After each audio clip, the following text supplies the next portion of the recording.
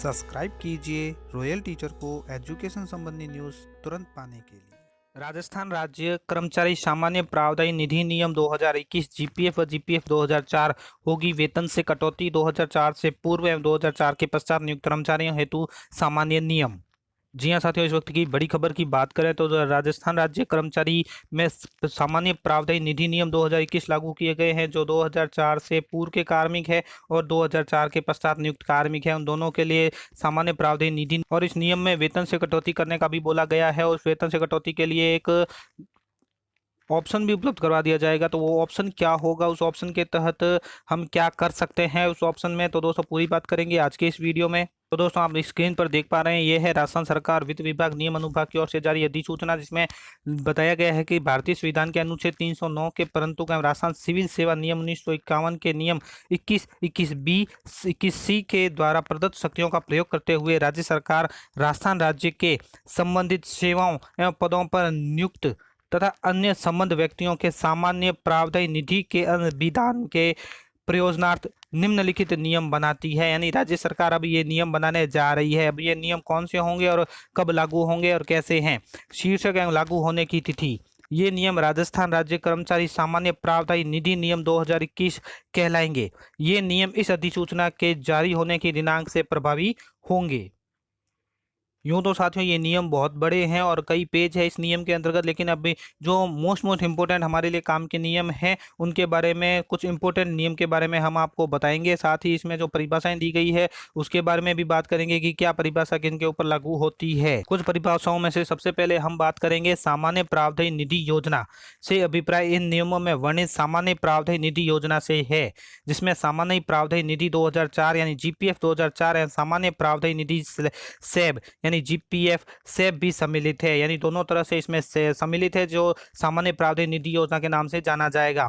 अब सामान्य प्रावधान निधि नियम 2004 यानी जीपीएफ 2004 क्या है कि इससे अभिप्राय इन नियमों में वर्णित दिनांक 1/1/2004 एवं इसके पश्चात नियुक्त कर्मचारियों पर लागू सामान्य प्रावधान निधि योजना के प्रावधानों से है, जब तक कि अन्यथा कोई प्रावधान लागू नहीं किया जाता। यानी जब तक कोई अन्य प्रावधान लागू नहीं किया जाता तब तक ये 1/1/2004 के पश्चात जो नियुक्त कर्मचारी है उनके ऊपर सामान्य प्रावधान निधि नियम 2021 लागू होंगे और इसे जीपीएफ 2004 बोला जाएगा। इसी प्रकार जो सामान्य प्रावधान निधि सैब यानी जीपीएफ सैब है से अभिप्राय राज्य सरकार के सार्वजनिक क्षेत्र के उपक्रम, स्वायत्तशासी संस्थाएं, बोर्ड निगम के नियुक्त कर्मचारियों पर लागू सामान्य प्रावधान निधि योजना के प्रावधानों से है, जब तक कि अन्यथा कोई प्रावधान लागू नहीं किया जाए। अब इस योजना के अंतर्गत प्रावधान निधि योजना में अभिधान क्या रहेगा। सामान्य प्रावधान निधि योजना में अनिवार्य अभिधान 1/1/2004 से जो पूर्व नियुक्त कर्मचारी है, प्रत्येक कार्मिक जो सरकार में या जिला परिषद या सामान्य पंचायत समिति या ऐसे विनिर्दिष्ट संस्थानों जिन्हें राज्य सरकार द्वारा इस विषयक आदेशों के अंतर्गत विनिर्दिष्ट किया गया हो में संस्थायी पद अथवा अस्थायी पद जिसके स्थायी होने की संभावना हो पर स्थायी रूप से अथवा अस्थायी रूप से नियुक्त हो अथवा अर्ध स्थायी या स्थायी वर्क चार्ज कर्मचारी विभाग की प्रावधान निधि योजना में अनिवार्य रूप से अभिदान करेगा। वह अभिदाता जो सेवानिवृत्ति के बाद एक बार में 1 वर्ष से अधिक अवधि के लिए नियुक्त किए गए हो वो भी इसमें अभिदान करेंगे। इसी प्रकार जो सामान्य प्रावधान निधि 2004 है, सामान्य प्रावधान निधि सैब जीपीएफ सैब के कार्मिक सामान्य प्रावधान निधि योजना में स्वैच्छिक अभिदान कर सकेंगे। जैसा कि दोस्तों मैंने आपको बताया कि इसमें एक ऑप्शन उपलब्ध होगा स्वैच्छिक अभिदान का। तो ये ऑप्शन क्या है स्वैच्छिक, इस नाम के ऊपर आप न जाएं कि यदि वे आगे आप पूरा ध्यान से इसको सुने, यदि ये कार्मिक स्वैच्छिक अभिदान का विकल्प चुनते हैं तो भविष्य में अनिवार्य अभिदान किया जाना आवश्यक होगा। यानी अगर आपने स्वैच्छिक अभिदान का विकल्प चुन लिया है इसमें, तो आपको भविष्य में अनिवार्य अभिदान किया जाना आवश्यक होगा। परंतु यदि ये कार्मिक स्वैच्छिक अभिदान का विकल्प नहीं चुनते हैं तो राज्य सरकार के आदेशों के अनुरूप जो कटौती की जाएगी वही कटौती की जाएगी। यानी राज्य सरकार के जब आदेश आएंगे कि इन कार्मिकों को इतने इतने पैसे काटने हैं, वेतन से कटौती करनी है, तो उसी के अनुसार कटौती की जाएगी। यानी उतनी ही कटौती की जाएगी जितनी स्लैब के अंतर्गत निर्धारित की जाएगी, उससे अधिक या कम नहीं की जाएगी। अब बात करते हैं अभिदाता द्वारा प्रथम जमा कैसे आपका बुक करवाना है। सामान्य प्रावधायी निधि 2004 एवं सामान्य प्रावधायी निधि सैप के अंतर्गत आने वाले कार्मिक स्वैच्छिक अभिदान का विकल्प चुनकर प्रथम कटौती करा सकेंगे। यदि ये कार्मिक स्वैच्छिक अभिदान का विकल्प चुनते हैं तो भविष्य में अनिवार्य अभिदान किया जाना आवश्यक होगा। यदि वे कार्मिक स्वैच्छिक अभिदान का विकल्प नहीं चुनते हैं तो राज्य सरकार के आदेशों के अनुरूप जो कटौती की जाएगी वह इन कार्मिकों की प्रथम कटौती होगी। अब खाता संख्या पासबुक क्या होगी। SIPF पोर्टल के माध्यम से ऑनलाइन वेतन से प्रथम बार कटौती राशि उपरांत जमा होने पर कर्मचारी को सिस्टम जनरेट खाता संख्या आवंटित होगी। यानी आपकी जो खाता संख्या होगी, जब आपकी प्रथम कटौती होगी, उसकी कटौती है वो SIPF पोर्टल पर जमा हो जाएगी, तब आपको सिस्टम ऑटोमेटिक जनरेट करके खाता संख्या यानी अकाउंट नंबर आवंटन हो जाएगा। दिनांक 1/4/2012 से पूर्व अभिदाता की जमा राशि का ई पासबुक में इंद्राज नहीं होने तक लुप्त कटौतियों के लिए कार्यालय अध्यक्ष आहरण वितरण अधिकारी द्वारा सत्यापित पासबुक SIPF पोर्टल पर प्रदर्शित सेकंड प्रति को अंतिम साक्ष्य के रूप में माना जाएगा। इसी प्रकार 1/4/2012 के पश्चात अभिदाता के वेतन से की गई कटौती या कोष में जमा कराई गई राशियों का विवरण SIPF पोर्टल के माध्यम से स्वतः ही विभागीय पोर्टल पर प्रदर्शित होगा। इसी प्रकार से खाते में जमा की जाने वाली राशि राज्य सरकार द्वारा समय समय पर निर्धारित दर से नियम 3(2) के अतिरिक्त कर्मचारियों द्वारा उनके वेतन से अनिवार्य मासिक अभिदान किया जाएगा, परंतु निलंबन की अवधि में अभिदान की राशि की कटौती नहीं की जाएगी। जहां अभिदाता का वेतन कोष के माध्यम से वेतन बिल से आहरित नहीं किया जाता, वहां अभिदान की निर्धारित राशि ऑनलाइन प्रक्रिया के माध्यम से जमा करवाई जाएगी। इसी प्रकार राज्य सरकार द्वारा जमा कराए जाने के लिए आदेशित अन्य कोई राशि, बीमा परिपक्वता, स्वतः राशि या स्वैच्छिक तौर पर उपरोक्त वर्णित राशि या अन्य अनिवार्य कटौतियों को कम करने के पश्चात वार्षिक परिलब्धियों में शेष राशि तक स्वैच्छिक तौर पर जमा करवाई जा सकेगी। साथ ही इसमें राशि जमा कराने की प्रक्रिया भी बताई गई है कि दिनांक 1/1/2004 से जो पूर्व नियुक्त कार्मिकों के लिए आहरण वितरण अधिकारी यानी DDO संबंधित अभिदाता के वेतन से निर्धारित दर से मासिक अभिदान की कटौती किए जाना सुनिश्चित करेंगे। इसके अतिरिक्त राज्य सरकार के आदेशों से जमा राशि एवं अभिदाता द्वारा समय के विकल्प के अनुसार जमा कराने हेतु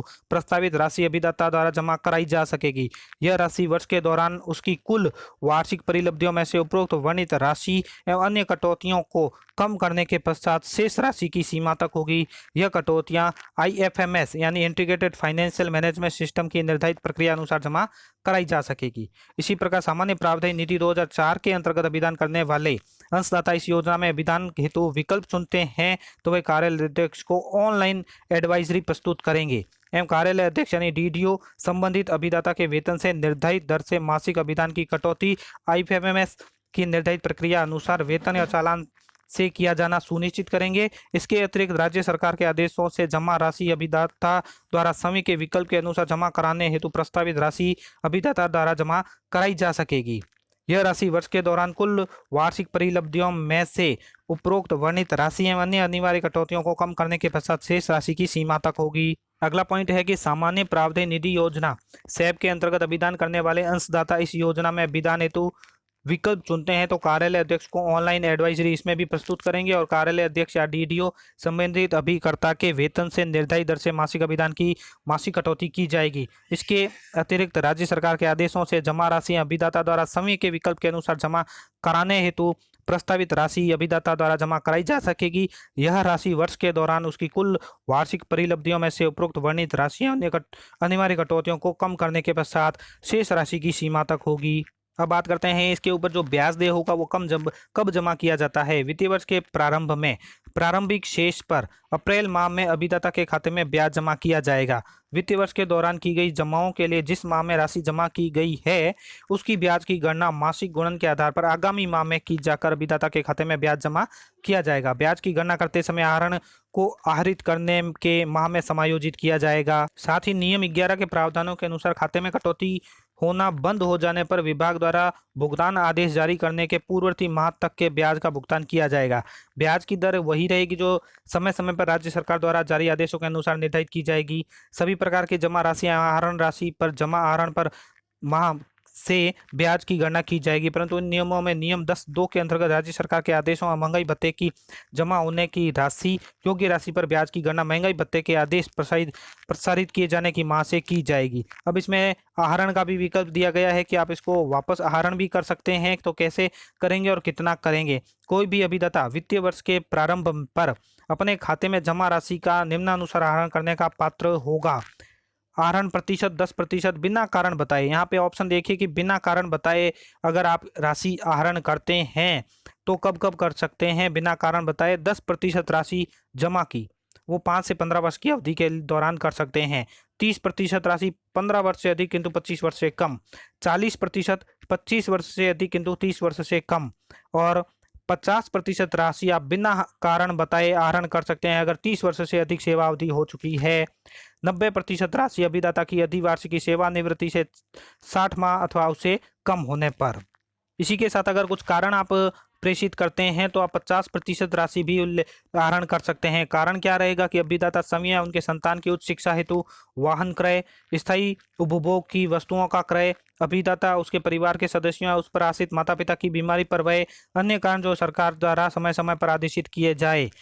आहरण की सीमा है तो वास्तविक व्यय अथवा जमा का 50% जो भी कम हो तक की सीमा में आहरण किया जा सकेगा। ये कारण अगर आप बताते हैं तो 50% राशि जमा की आपको वापस मिल जाएगी, यानी आहरण कर सकते हैं। अगर 75% करना चाहते हैं तो इसके लिए अलग आपको कारण बताना होगा। जैसे भवन निर्माण में है, भूखंड क्रय है, आवास क्रय, फ्लैट क्रय, निर्मित या अधिग्रहित भवन या आवास पुनर्निर्माण, विस्तार, परिवर्धन, भूखंड निर्माण, भवन निर्माण, अभिदाता की संविया या उसके पुत्रों पुत्रियों की सगाई, विवाह हेतु अन्य कारण जो राज्य सरकार द्वारा समय समय पर आदेशित किए जाए। साथ ही इसमें आहरण हेतु राज्य बीमा प्रावधान निधि विभाग के स्तर पर किसी प्रकार की स्वीकृति एवं कोष कार्यालय स्तर पर जांच अथवा अधिकृति की कोई आवश्यकता नहीं रहेगी।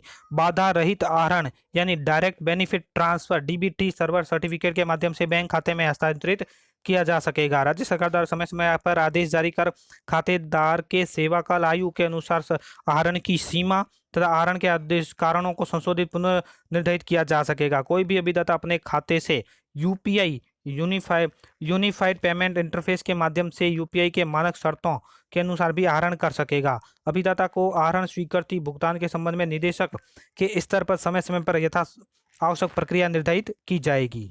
अब इसमें अभिदाता की मृत्यु होने पर भी बात की गई है कि अभिदाता द्वारा अपने पीछे परिवार छोड़ने की दशा में यदि अभिदाता द्वारा नियम 5 के या इससे पूर्व प्रवर्तित तदनुरूपी नियमों के उपबंधों के अनुसार अपने परिवार के सदस्य या सदस्यों के पक्ष में किया गया नाम निर्देशन अस्तित्व में है तो निधि में अभिदाता के खाते में जमा रकम या उसका कोई अंश जो नाम निर्देशन से संबंधित है, नाम निर्देशन में विनिष्ट अनुपात में उसके नाम निर्देशित या नाम निर्देशितियों को संदेह हो जाएगा। यदि अभिदाता के परिवार के सदस्यों के पक्ष में कोई नाम निर्देशन अस्तित्व में नहीं है या ऐसा नाम निर्देशन निधि के उसके खाते में जमा रकम के एक अंश से ही संबंधित है तो संपूर्ण रकम या उसका अंश जो नाम निर्देशन से संबंधित नहीं है, जैसी भी स्थिति है उसके परिवार के सदस्य या सदस्यों से भिन्न किसी व्यक्ति या व्यक्तियों के पक्ष में किए जाने हेतु तात्पर्य किसी नाम निर्देशन के होते हुए भी उसके परिवार के तत्समय जीवित सदस्यों को समान अंशों में संदेह हो जाएगा।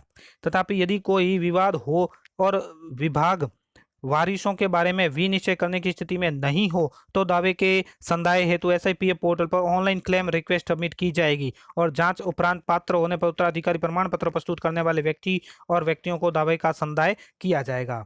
इसी प्रकार अभिदाता द्वारा अपने पीछे परिवार न छोड़ने की दशा में यदि नियम 5 या उससे पूर्व प्रदत्त अनुरूपी नियमों के अनुबंधों में अनुसरण में किसी व्यक्ति या अन्य व्यक्तियों के पक्ष में अभिदाता द्वारा दिया गया नाम निर्देशन अस्तित्व में हो तो निधि के अभिदाता के खाते में जमा रकम या उसका कोई अंश जो नाम निर्देशन से संबंधित है उनको संदेह हो जाएगा। अभिदाता के लापता होने पर खाते के विभाग द्वारा जारी सेवा मुक्ति आदेश अथवा न्यायालय द्वारा मृत घोषित किए जाने के आदेश पारित प्राप्त होने पर जीपीएफ में जमा राशि का भुगतान किया जाएगा। अभिदाता के खाते में जमा रकम के संदेह होने से पूर्व या जहां रकम संदेह की गई है, संदेह होने से पूर्व अभिदाता की मृत्यु हो जाने पर वैध मनोनीत दावेदार की ओर से प्रमाणित दस्तावेजों के आधार पर एसआईपीएफ पोर्टल पर ऑनलाइन क्लेम रिक्वेस्ट सबमिट की जाएगी और जांच उपरांत पात्र होने पर संबंधित व्यक्तियों को दावे का संदेह किया जाएगा। साथ ही अभिदाता की अगर मृत्यु हो जाती है तो अंतिम भुगतान हेतु मनोनीत या दावेदार ऑनलाइन क्लेम रिक्वेस्ट के साथ ऑनलाइन अंडरटेकिंग हेतु निर्धारित चेक बॉक्स में सहमति प्रस्तुत करेगा, जिसमें अंतिम भुगतान प्राप्त करने हेतु उनके जिसके अनुसार निधि से अधिक भुगतान होना पाया जाने पर राशि जीपीएफ की तत्समय प्रचलित ब्याज दर पर एकमुश्त लौटाने हेतु बाध्य होगा। अब बात कर लेते हैं दोस्तों मोस्ट जो परिभाषाएं बताई गई है उनके बारे में। जैसे खाता आप सभी जानते हैं जहां समस्त राशियां ब्याज जमा किया जाता है वो खाता है। खाता धारक क्या है? इन नियमों के अंतर्गत खाता धारक संधारित किया जाएगा अभिदाता से है। अभिदाता उस कार्मिक से है जिसका अभिदान उन नियमों के अंतर्गत प्राप्त होगा जिसमें अन्य व्यक्ति भी सम्मिलित होंगे जो राज्य सरकार द्वारा सक्षम आदेशों के सम्मिलित किया जाए या सम्मिलित किया जाएगा। विभाग प्रावधायी राज्य बीमा प्रावधायी निधि विभाग से है। सरकार राजस्थान सरकार से है। निदेशक से अभिप्राय राजस्थान बीमा प्रावधायी निधि विभाग के निदेशक से है। कार्यालय अध्यक्ष सामान्य वित्तीय लेखा नियम 1953 के अंतर्गत 1993 के अंतर्गत प्रावधायी एवं घोषित कार्यालय अध्यक्ष से ही है। राज्य राजस्थान है। निधि प्रावधायी निधि से है जिसमें विभाग द्वारा सामान्य प्रावधायी निधि योजना से संबंधित समस्त प्राप्तियां और भुगतान सम्मिलित है। अब आता है मोस्ट इंपोर्टेंट परिवार से कि परिवार में कौन कौन शामिल हो सकता है। पुरुष अभिदाता के मामले में पत्नी अथवा पत्नियां, माता पिता, बच्चे, अवयस्क भाई, अविवाहित बहिनें, मृत पुत्र की विधवा एवं बच्चे, और अगर अभिदाता के माता पिता जीवित नहीं है तो दादा दादी। परंतु अगर अभिदाता यह सिद्ध कर दे कि उसकी पत्नी न्यायिक रूप से उससे पृथक कर दी गई है या उस समुदाय से वह संबंधित है, उसमें रूढ़िजन्य विधि के अधीन वह भरण पोषण का हकदार नहीं रही है, तो नियमों के अंतर्गत परिवार की सदस्य तब तक नहीं मानी जाएगी जब तक अभिदाता बाद में निदेशक को इस संबंध में सदस्य माने जाने हेतु लिखित में सूचित नहीं कर देता। इसी प्रकार जो महिला अभिदाता है के मामले में पति, माता पिता, बच्चे, आवश्यक भाई, अविवाहित बहनें, मृत पुत्र की विधवा एवं बच्चे, जहां पर माता पिता जीवित नहीं है तो दादा दादी। इसी प्रकार परंतु यदि अभिदाता द्वारा निदेशक को लिखित में अपने पति को परिवार से अपवर्जित करने की इच्छा अभिव्यक्त की जाती है तो इन नियमों के संदर्भ में अभिदाता के परिवार का सदस्य तब तक नहीं माना जाएगा जब तक कि अभिदाता बाद में ऐसी सूचना को लिखित में निरस्त नहीं कर दे। इसी प्रकार इसमें ई पासबुक और पासबुक का भी आशय है कि पासबुक से है जो पासबुक के रूप में SIPF पोर्टल पर प्रदर्शित होती है। इसमें वर्ष 2012 से पूर्व संधारित पासबुक भी सम्मिलित है जो अभिदाता को नियमों के अंतर्गत विभाग और कार्यालय अध्यक्ष द्वारा जारी की गई है या सत्यापित की गई है, जो सेकेंड हैंड प्रति के रूप में SIPF पोर्टल पर प्रदर्शित होती है। तो साथियों ये थे कुछ सामान्य प्रावधायी निधि नियम 2021 से जो अब जाने जाएंगे उसके बारे में कुछ महत्वपूर्ण पहलू जो मैंने आपके साथ साझा किए। इसमें किसी भी प्रकार का अगर कोई विरोधाभास है तो आप विभागीय आदेश को ही प्रमुखता दें। धन्यवाद साथियों। उम्मीद है ये वीडियो आपको पसंद आई होगी। वीडियो पसंद आए तो जरूर लाइक, शेयर और सब्सक्राइब कीजिए। पास में आने वाले घंटी के बटन को जरूर दबाएं।